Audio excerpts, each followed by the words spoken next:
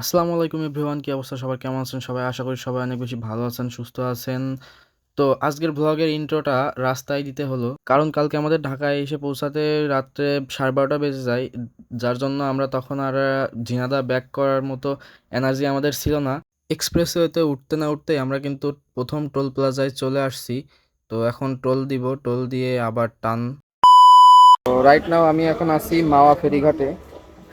আজকে সকালে ঘুম থেকে একটু লেট করে উঠছিলাম, যার জন্য বের হতে মোটামুটি 1টা বেজে গেছিল।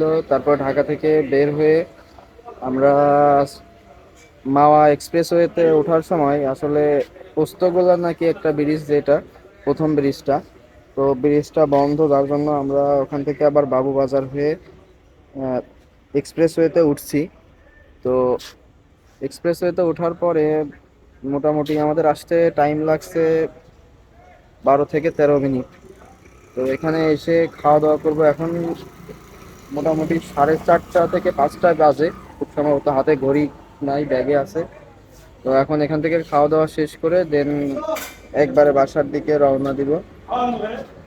তো এই লাস্ট ভিডিওটা, বাড়ি ফেরার ভিডিওটা হয়তো ঢাকা থেকে স্টার্ট করা হয়নি, কারণ মানে সকালে ঘুম থেকে ওঠার পর থেকে বের হয়েই জ্যাম, আর ঢাকা শহরের জ্যাম খুবই বিরক্তিকর, যার জন্য আমরা মানে এত পরিমাণ প্যারা খাইছি। আসলে অভ্যস্ত না থাকলে যেটা হয় আর কি, জ্যামে অভ্যস্ত না থাকলে যে জিনিসটা হয় সেটাই আমাদের সাথে হয়েছে।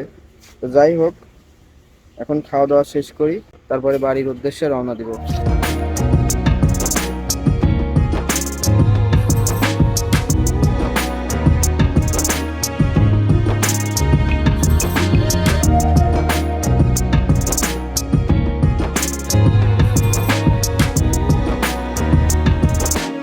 তো guys, আমরা এই মাওয়া এসে এই কুটুমবাড়ি এই রেস্টুরেন্টটাতে খাইতে বসছিলাম।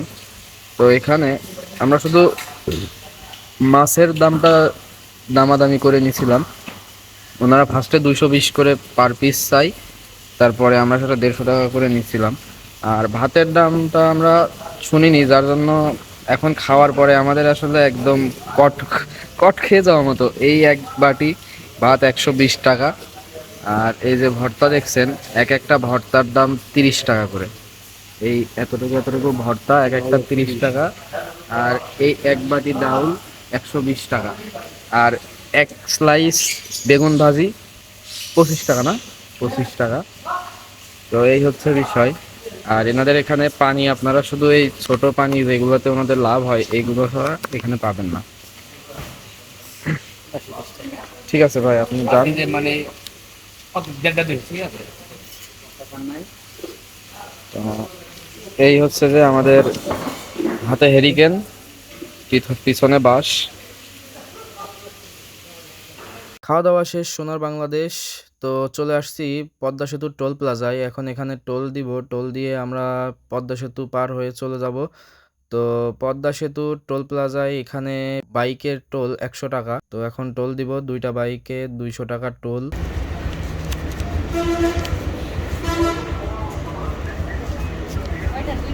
দুইটা, হ্যাঁ।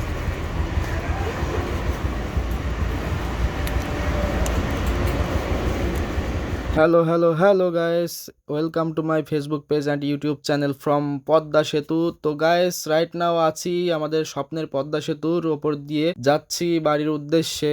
তো এই হচ্ছে সেই পদ্মা সেতু।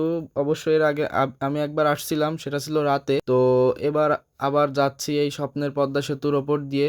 ওভার স্পিডিং করবো না, যদিও স্পিড লিমিট বাইকের 60, তারপরেও একটু হয়তো কম বেশি হয়ে যাচ্ছে। তো ব্যাপার না, একটু কম বেশি হতেই পারে। নদীতে পানি তেমন নেই বললেই চলে, চর উঠে গেছে অনেক জায়গায়। পদ্মা সেতুর উপর দিয়ে যদি একটু ব্যাকগ্রাউন্ড মিউজিকের সাথে আপনারা ফুটেজটা না দেখেন, তাহলে আপনারা অনেক বেশি বোর হবেন আমি জানি।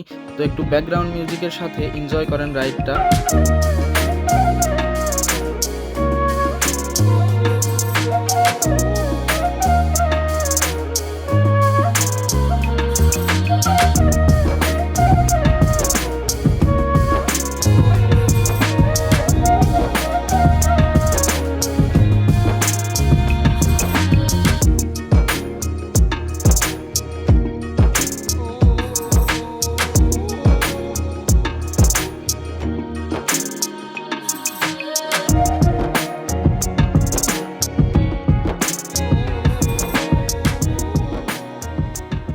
গাইস, ব্যাকগ্রাউন্ড মিউজিকের সাথে ফুটেজটা কেমন লাগলো সবাই একটু কমেন্ট করে জানিয়ে দিবেন। আর অলরেডি আমরা পদ্মা সেতু পার হয়ে চলে আসছি। আর অলরেডি সন্ধ্যা নামার আগ মুহূর্তে আমরা এখন আছি কোন জায়গায় নিজেও জানি না। তো বাইকের স্পিড অলমোস্ট 80, 90, 95 পর্যন্ত এভারেজ আছে। যেহেতু রোড ফাঁকা আর সন্ধ্যা, আর চাচ্ছি না আমরা আসলে রাতে রাইড করতে। মানে কোনো রকম রাত যেন না হয়, সন্ধ্যার 1 ঘন্টার মধ্যেই আমরা বাসায় ঢোকার প্ল্যানে আছি। তারপরেও দেখা যাক। আসলে মেন কথা, এই কয়েকদিন এত পরিমাণ জার্নি, শুধু মানে আমাদের ট্যুরের প্রত্যেকটা দিন আমরা রাইডের ওপরে আছি, যার জন্য আসলে শরীর অনেক টায়ার্ড, যার জন্য ব্রেক দিয়ে দিয়ে আমাদের যাওয়া লাগছে। তা না হলে শরীরে আসলে একরকম বাইকের উপরে বসে থাকলে অনেক বেশি ব্যাক পেন হচ্ছে, হাতে ব্যথা করছে, ঘাড়ে ব্যথা করছে, যার জন্য আমরা আসলে প্যারা খাচ্ছি। এতদিন শুধু বাইরের দেশের মোটোভ্লগারদের মোটোভ্লগে এই ধরনের ফুটেজ দেখে আসছি, কখনো কল্পনাও করতে পারিনি যে নিজের কোনো একটা ভিডিওতে এই ধরনের একটা ফুটেজ পাবো, বাইরের দেশের মতো এরকম একটা ফুটেজ আমি কালেক্ট করতে পারবো। আসলে ফুটেজটা দেখে আপনারা কেউ কারো কাছে মনে হবে কিনা আমি জানি না, কিন্তু আমার কাছে একদমই মনে হচ্ছে না যে আমি বাংলাদেশের কোনো রাস্তায় রাইড করছি। এই ফুটেজটা আসলে মানে আমার কাছে সেরা একটা ফুটেজ মনে হয়েছে। ঠিক সন্ধ্যা নামার আগ মুহূর্তে, আর সামনে টোটালি আকাশটা একদম মানে গোলাপি রঙের হয়ে আছে। জাস্ট মাথা নষ্ট, পুরাই মাথা নষ্ট একটা ফুটেজ। আর সেই সাথে আমরা অলরেডি চলে আসছি ফরিদপুর ভাঙা গোল চত্বর। আর এই গোল চত্বরের টার্নিংটা আমার অনেক বেশি ভালো লাগে। আর এখানে আমরা একটু দাঁড়াবো, দাঁড়িয়ে আসলে যেহেতু সন্ধ্যা হয়ে গেছে আর ফুটেজ নেওয়ার মতো তেমন কোনো কিছু নেই। আর এই রাস্তাটা অনেক বেশি রাশ থাকে, যার জন্য ক্যামেরা অন রাখার থেকে সেফলি রাইড করাটাই ভালো হবে। তো এখান থেকেই মোটামুটি মোটভ্লগ আজকে শেষ হবে। ঘড়িতে সময় এখন 9টা 28, আর আজকে মার্চের 4 তারিখ। আর আমরা ট্যুরে বের হয়েছিলাম 28 তারিখ, ফেব্রুয়ারির 28 তারিখে। ট্যুরে বের হওয়ার আগে মিটারে ট্রিপ এটা আমি 0 করছিলাম। আর এখন পর্যন্ত 1425.7, অর্থাৎ 1426 কিলোমিটার টোটাল এই 6 দিনে আমরা রাইড করছি। তো এই প্রায় 1450 কিলোমিটারের মধ্যে আমাদের আলহামদুলিল্লাহ কোনো ধরনের অ্যাক্সিডেন্ট বা দুর্ঘটনা আমরা ফেস করিনি। 2টা বাইকে 4 জন গেছিলাম, 4জনাই অক্ষত অবস্থায় বাসায় ফিরতে পারছি, এটাই সব থেকে বড় পাওয়া। কারণ আমরা সবাই একটু মানে মেন্টালি ওইভাবেই প্রিপারেশন নিয়ে গেছিলাম যে টুকিটাকি কোনো ধরনের ছোটোখাটো একটা যে কোনো ধরনের অ্যাক্সিডেন্ট হতে পারে, সেটা আমরা মনে নিয়ে বের হয়েছিলাম। তারপরেও আসলে আমরা কোনো ধরনের দুর্ঘটনার সম্মুখীন হইনি। আর বাইকের অবস্থা দুইটারই অবশ্য সেম। আর আমার বন্ধু আরেকটা বাইক, যে বাইকটা ছিল আমাদের সাথে, আমরা 4জনের মধ্যে একজন ঢাকা থেকে অ্যাড হয়েছিল, ঢাকাতেই সে নেমে গেছে। আর আমরা 3জন আসছি, 3জনের মধ্যে একজন আবার মাগুরা থেকে একটু ভিতরে ওখানে থাকবে, গ্রামের বাসায়। তো মাগুরা থেকে আমার বন্ধু মিকাইল, যে পালসারটা ছিল, ও মাগুরা থেকে ওই দিক থেকে ভিতরে ঢুকছে।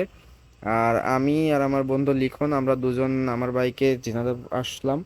আর বাইকের প্রবলেমের মধ্যে শুধুমাত্র আমার বাইকে গতকালকে আপনারা যে ভিডিওতে দেখছেন হয়তো, আমার বাইকের চেনে একটু প্রবলেম হয়েছিল। এর বাইরে আলহামদুলিল্লাহ কোনো ধরনের কোনো প্রবলেম হয়নি। আর বাইকের মাইলেজের কথা যদি বলি, এখন পর্যন্ত ওইভাবে হিসাব করা হয়নি, তবে আমার বাইকে একটু যেহেতু এটা ওল্ড মডেল কার্বোরেটর, যার জন্য আমার বাইকে মাইলেজটা একটু কম পাইছি। তবে পালসারে পাহাড়ে মাইলেজ 43-44 করে পাওয়া গেছে। যে তারপরেও নতুন ইঞ্জিনে একটু তেলটা বেশি খাই, কিন্তু তারপরে ওর বাইকে বেশ ভালো মাইলেজ পাওয়া গেছে। আর হাইওয়েতে ওর 50+, 54-55 করে মাইলেজ পাওয়া গেছে। আমার বাইকে মানে তেলের দিক থেকে আমারটাতে আসলে একটু বেশি কষ্ট হয়ে গেছে। আমার বাইকে মাইলেজ চিটাগাং হাইওয়েতে মাইলেজ পাইছি 34 বা 33 এরকম। আর পাহাড়ে কেমন কি পাইছে না পাইছে এটা আসলে হিসাবই করা হয়নি, যেখানে তেল 2 কাটার নামছে সেখান থেকে আবার ফুল করে ফেলছি। আর টোটাল এই 1426 কিলোমিটারের মধ্যে আমার বাইকে প্রায় প্রায় 6,000 টাকার ফুয়েল লোড করছি, যেখানে পালসারে আমাদের থেকে প্রায় 2,000 থেকে 2,200 টাকা কম তেল লাগছে। তো যাই হোক, এখন ট্যুর একটা অন্যরকম ব্যাপার, এখানে আসলে এত হিসাব নিকাশের কোনো কিছু করা উচিত না, কারণ টাকার দিকে তাকালে ট্যুরে বেরোনোই আমাদের উচিত না। তো যাই হোক, ইনশাল্লাহ আবার যদি কখনো সামর্থ্য হয় বা সবাই সেভাবে প্রস্তুতি নিতে পারি, হয়তো আবার কখনো যাব। আর এর বাইরে তেমন কিছু আসলে বাড়তি বলার বলতে, আমরা অনেক টায়ার্ড। মানে টায়ার্ড বলতে, এই 6 দিন আমরা শুধু বাইক চালানোর উপরেই আছি আমরা। মানুষ ট্যুরে গেলে রিল্যাক্সে থাকে, কিন্তু আমরা যেখানে গেছি বাইক নিয়ে কক্সবাজারের মানে শহরের আশপাশ পুরো আমরা 2 ঘন্টার মধ্যে ঘোরা শেষ করে ফেলছি। বান্দরবনের মতো পাহাড়ি অঞ্চল আমরা একদিনে কাভার করে ফেলছি। তো এই হচ্ছে বিষয়, একটা জায়গায় বাইক নিয়ে গেলে নিজের স্বাধীন মতো ঘোরা যায়। বাইক একটা বাইকের একটা ফিল থাকে অন্যরকম যে কোনো জায়গায়। আর সব থেকে বড় ব্যাপার হচ্ছে, আমাদের 2টা বাইক এই 6 দিনে বাংলাদেশের প্রায় কয়েক কয়টা জেলা হবে, যে কয়টা জেলাই হোক, কোথাও একটা যা চেকপোস্টেও আমাদেরকে ডাউন দেয়নি। চেকপোস্ট বলতে পাহাড়ের যে বিজিবি বা সেনাবাহিনীর যে চেকপোস্ট, ওইগুলা তো জাস্ট এনআইডি কপির যে ফর্মালিটি ওইটা, তাছাড়া সার্জেন্ট মানে বাইকের পেপার চেক করা এই ধরনের কোনো পেইন আমরা কখন একবারের জন্য খাইনি। যদিও প্রবলেম আমাদের হতো না, কারণ পেপারস অল ওকে ছিল।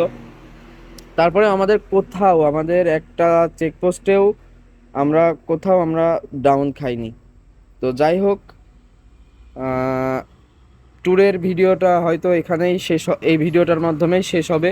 যদি এই ভিডিওগুলো আপনাদের ভালো লেগে থাকে, অবশ্যই পেজে একটা ফলো দিবেন। আর যদি ইউটিউব চ্যানেল থেকে ভিডিওটা দেখে থাকেন, তাহলে ইউটিউব চ্যানেলটা সাবস্ক্রাইব করে পাশে থাকবেন। তো আর কথা নয়, ভিডিওটা এখানেই শেষ করছি। সবাই ভালো থাকবেন, সুস্থ থাকবেন, আর আমার জন্য সবাই দোয়া করবেন। আল্লাহ হাফেজ।